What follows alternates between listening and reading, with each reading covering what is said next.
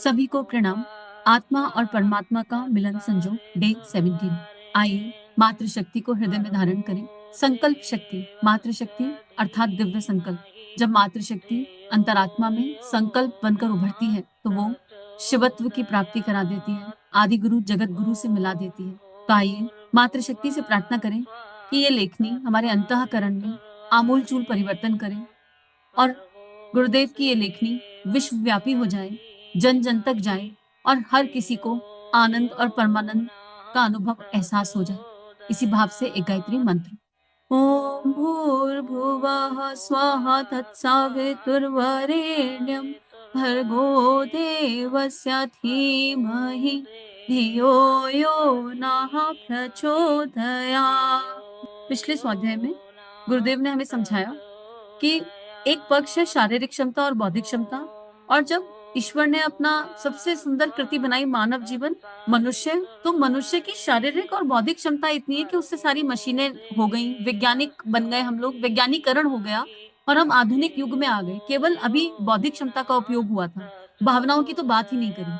और जब मनुष्य अपनी भावनात्मक क्षमता को जान जाएगा तो वो क्या से क्या कर सकता है इसका हम अनुमान नहीं लगा सकते। लेकिन भावनाओं का विज्ञान बहुत गहरा है। भावनाओं का विज्ञान बहुत स्पर्श करता है आत्मा को, परमात्मा को, और क्योंकि उसके मूल में प्रेम छुपा है। भावनाओं के विज्ञान को एक उदाहरण से अगर समझने का प्रयास करें, एक बहुत सिंपल सी उदाहरण लेके चलिए कि मान लीजिए आप किसी के घर जाते हैं और आप जब किसी के घर पहुंचे तो वो इंसान अपने यहाँ खीर बना रहा है या खाना बना रहा है, और आपको देखने के बाद उसका मन एकदम संकुचित हो जाए कि मुझे ये खीर इनको खिलानी पड़ेगी, और वो मजबूरी में आपको वो खीर बौद्धिक स्तर से ऑफर करे, लो आए हो तो खीर खा लो। ठीक है, आपको वो वाइब्रेशन ट्रैवल हो जाएंगी, भावनाएं ट्रैवल हो जाएंगी, और वो खीर आप भले ही ग्रहण कर ले पर आपको पता होगा कि ये मन से नहीं खिलाई गई, और चिंतन पर एक नेगेटिविटी भी हावी हो जाएगी। लेकिन आप किसी के घर जाएं अचानक और कोई आपको देखे और आंखें भर जाएं उसके और कहे, अरे तुम आ गए, मैंने कल सुबह खीर बनाई थी और उस खीर को बनाते हुए तुम्हारा बहुत स्मरण हो रहा था और आज तुम आ गए, ये खीर खाओ। वो एक दिन बासी खीर जो पहले दिन की बनी हुई है वो खीर आपको ऑफर की जाए तो आप उसे बहुत प्रेम से, आत्मीयता से ग्रहण करेंगे, क्योंकि आपको वो एनर्जी ट्रैवल हो जाएगी कि इंसान हमसे कितना प्रेम करता है। तो ताजी खीर हम उतने प्रेम से ग्रहण नहीं कर पाए जितने प्रेम से हमने बासी खीर ग्रहण कर ली। ये भावनाओं की शक्ति है।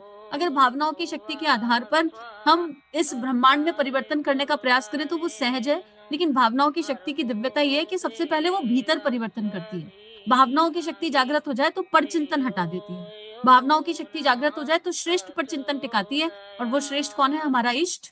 वो श्रेष्ठ कौन है? हमारे भगवान। श्रेष्ठ गुणों का समुच्चय। तो गुरुदेव उसी शक्ति की बात कर रहे थे कि कोई मूर्ति मूर्तिकार नहीं बन सकती।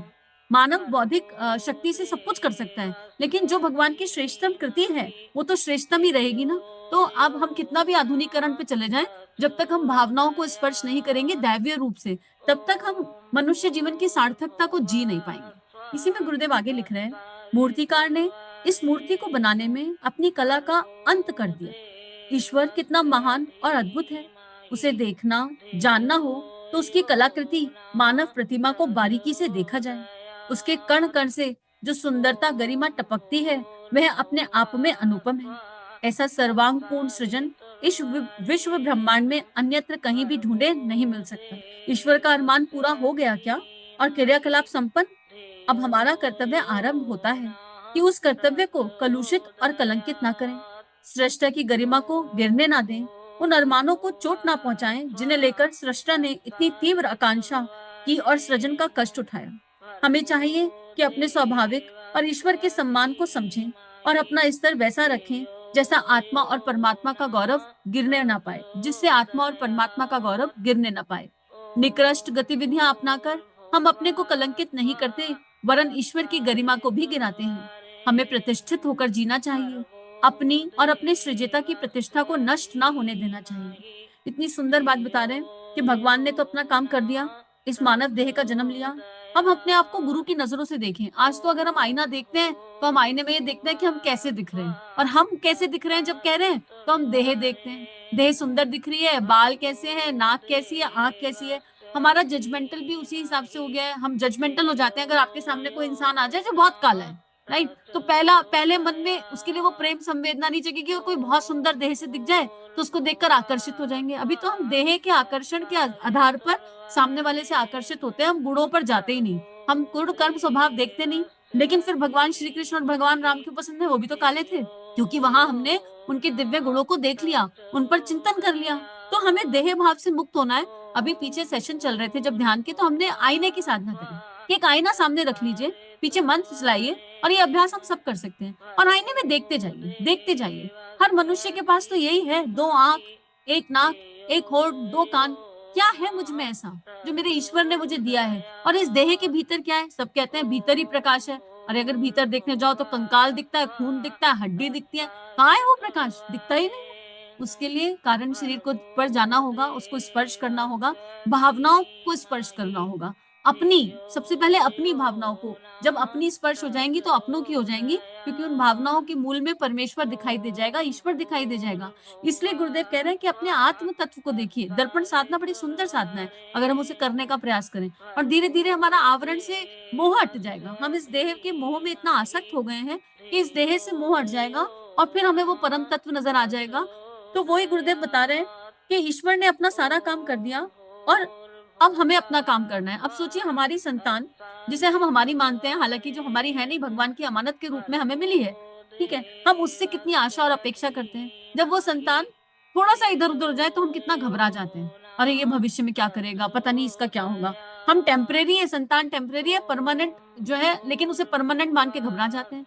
तो उस वो परमात्मा क्या सोचता होगा? उस परमात्मा की पीड़ा कैसी होती होगी जब उसकी अनंत संतान भटक जाती है। एक बार माता पिता की दृष्टि से हम ईश्वर को देखें, जाने और समझें। हम सबने वो माता पिता का भाव जिया है। अगर संतान कुछ गलत कर्म कर रही होती है और माता पिता हेल्पलेस हो जाते हैं, कई बार उसे रोक नहीं पाते, तो अंदर अंदर कितने अश्रु गिरते हैं। और यहाँ तो मोह आसक्ति के अश्रु हैं, पर परमात्मा के अश्रु सोचो जो विशुद्ध प्रेम के हैं। उनका दर्द सोचो जो विशुद्ध प्रेम का है, तो वो कैसा होता होगा।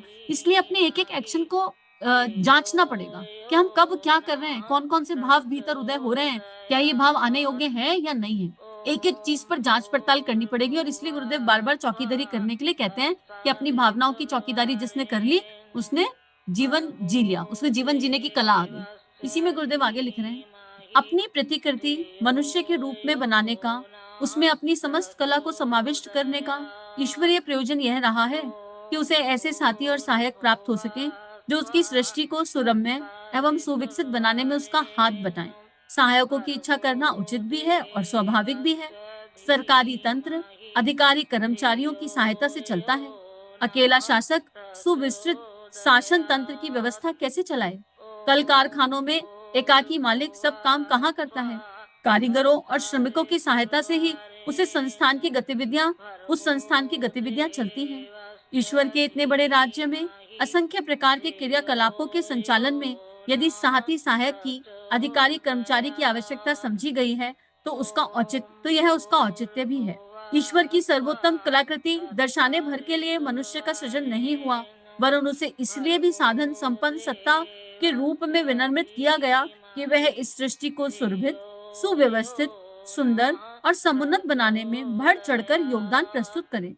स्वयं इस तरह रहे जिससे दूसरों को अपने चलने के अनुकरणीय दिशा ज्ञान मिलता रहे।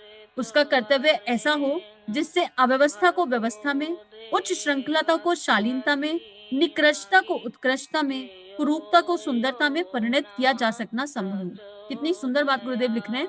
और यहाँ पर हम गुरुदेव का ही जीवन देख लेते हैं। दादा गुरुदेव ने गुरुदेव से यही अपेक्षा, यही आशा करी। गुरु अपेक्षा तो करते ही नहीं, यही आशा करी। गुरुदेव ने पूर्ण समर्पण किया और एक ऐसा जीवन जिया कि हम गुरुदेव के पीछे पीछे चल दिए। क्यों? क्योंकि उन्होंने अपने जीवन को लेबोरेटरी बना लिया। और खाली गुरुदेव नहीं, सारे ऋषि, सारे संत जिनको हम आज सुनना पसंद करते हैं, जो हमें अच्छे लगते हैं, क्यों अच्छे लग रहे हैं? कोई रावण को फॉलो नहीं करता, कोई कंस को फॉलो नहीं करता, लेकिन हम सब श्रेष्ठ संस्कारों वालों को फॉलो करते हैं। तो हमें भी ऐसा बनना होगा, हमें भी अपने जीवन को लेबोरेटरी बनाना होगा। इसलिए नहीं कि कोई हमें फॉलो करे, पर इसलिए कि हमारे गुरुदेव की हमसे आशा और चाह है। और जब दीपक जगेगा तो प्रकाश अपने आप फैल जाएगा, फूल खिलेगा तो खुशबू अपने आप हो जाएगी। हाँ, पर दीपक इस भाव से ना जगे कि मुझे इसलिए जगना है कि मेरा प्रकाश सर्वत्र फैले, क्योंकि मेरा कहने के लिए हमारे पास कुछ है ही नहीं। हमारे पास अपना कहीं कुछ है ही नहीं, सब उस परमात्मा का दिया है। लेकिन हम सामाजिक प्राणी हैं, सामाजिक व्यवस्था में रह रहे हैं।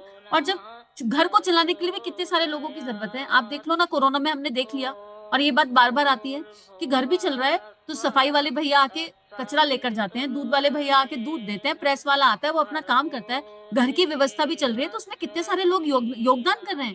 खाली फैमिली मेंबर नहीं, बाहर के लोग भी योगदान कर रहे हैं। तो जब एक घर की जहाँ 4 लोग रहते हैं, 10 लोग रहते हैं, उस घर की व्यवस्था को बनाने के लिए इतने सारे लोगों की आवश्यकता है, तो इस धरती की, इस विश्व वसुधा की व्यवस्था को बनाने के लिए कितने सारे लोगों की आवश्यकता होगी। तो भगवान जो सब कुछ पलक झपका के कर सकते हैं, वो महाकाल जो पलक झपका के युग परिवर्तन कर सकता है, वो हमें श्रेय देने के लिए हमें सहायक बनाना चाहता है। ऐसा नहीं कि भगवान अकेले कुछ नहीं कर सकते, एकाकी कुछ नहीं कर सकते, सब कुछ कर सकते हैं, लेकिन वो इतने करुणामयी हैं कि वो कह रहे हैं मुझे तुम्हें श्रेय देना है, तुम मेरे सहायक बन जाओ। और हम करते हैं याचना। हमें याचनाओं से बाहर आना होगा, याचना से प्रार्थना की ओर बढ़ना होगा, परमात्मा से सदा प्रार्थना करनी होगी। और प्रार्थना भी ये नहीं कि मेरा ये काम रुक गया, मेरा काम वो रुक गया, नहीं। प्रार्थना ये कि हे भगवान, हम आपके किस काम आ सकते हैं, क्योंकि हम आपसे ही जन्मे और हमें आप ही में विलय होना है। और अगर हम आपसे जन्मे हैं तो डेफिनेटली आपने किसी उद्देश्य से हमें भेजा है, ताकि हम इस विश्व वसुधा को कंट्रीब्यूट कर सकें। तो आप हमारी इस देह का, आप हमारे मन वचन कर्म विचारों का, जो कहने के लिए हमारा है पर हमारा है नहीं, इसका उपयोग कर लीजिए। जैसे आप चाहे वैसे उपयोग कर लीजिए। केवल इतनी प्रार्थना मात्र हमें करनी है। ये तो हम कर ही सकते हैं। भाई खाना खा रहे हैं, अब आप कह दो कि प्रार्थना कैसे करें? सारी टेम्परेरी प्रार्थनाएं भी तो कर रहे हैं, तो क्या दिन में 5 मिनट एक परमानेंट प्रार्थना नहीं कर सकते? बाकी दिन जो मर्जी आए करो, लेकिन 40 दिन 5 मिनट एक प्रार्थना करके देखो। हे प्रभु, आप इस विश्व वसुधा को सुंदर बनाने में इस देह का योगदान ले लीजिए, जैसे आप चाहे वैसे। केवल 5 मिनट आप 40 दिन ये प्रार्थना करके देखो, आपके अंतःकरण में परिवर्तन आना शुरू हो जाएगा। केवल 40 दिन 5 मिनट माँ धरा का ध्यान करके देखो, माँ धरा सुंदर हो रही है, माँ धरा आनंदित हो रही है, सुरभित हो रही है, पल्लवित हो रही है, हर इंसान प्रेममय हो गया है, राम राज्य आ गया है। ऐसी श्रेष्ठ कल्पनाएं, ऐसी श्रेष्ठ धारणाएं करके देखो, और देखोगे आपके अंदर पहले परिवर्तन आएगा। लेकिन ये अनुभव जन्य है, ये सुनकर समझ नहीं आएगा। परम पूज्य गुरुदेव ने कहा सतयुग की वापसी, सतयुग आएगा, युग निर्माण होगा, हमने मान लिया, क्योंकि उन्होंने वो अफर्मेशन एक कारण शरीर से छोड़ी है, और इतनी बलवती छोड़ी है कि आज चारों ओर कलयुग दिख रहा है, लेकिन फिर भी हमारा अंतर्मन कहता है कि सतयुग आएगा, क्योंकि गुरु वाक्य ब्रह्म वाक्य, क्योंकि गुरुदेव ये कहकर गए हैं कि आएगा। ऐसा प्रबल श्रद्धा विश्वास मन में है, तो क्या हम अपने गुरु के सानिध्य में एक दिव्य ऊर्जा नहीं छोड़ सकते हैं? डेली एक फिक्स टाइम पर 5 मिनट दिव्य प्रार्थना, देव्य प्रार्थना। आप चैनल पर जाएंगे, आपको मदर अर्थ से रिलेटेड बहुत सारे ध्यान और जप मिल जाएंगे, आप उनको कर सकते हैं, आप स्वयं से कर सकते हैं, किसी आश्रय की आवश्यकता नहीं है। मूल भाव यह है कि हम प्रेम की एनर्जी के साथ, करुणा संवेदना के साथ करें। तो आज के लिए बस इतना ही, और आगे का कल लेते हैं। आप सभी की दिव्य चेतना को नमन प्रणाम। समूह की उस शक्ति को जो दिखाई नहीं दे रही पर पीछे है और लगातार जप कर रही है और इस स्वाध्याय की एनर्जी को बढ़ा रही है, उस समूह की शक्ति को अनंत अनंत प्रणाम। इदम सद्गुरुवे नमः, इदम सद्गुरुवे नमः, इदम सद्गुरुवे नमः।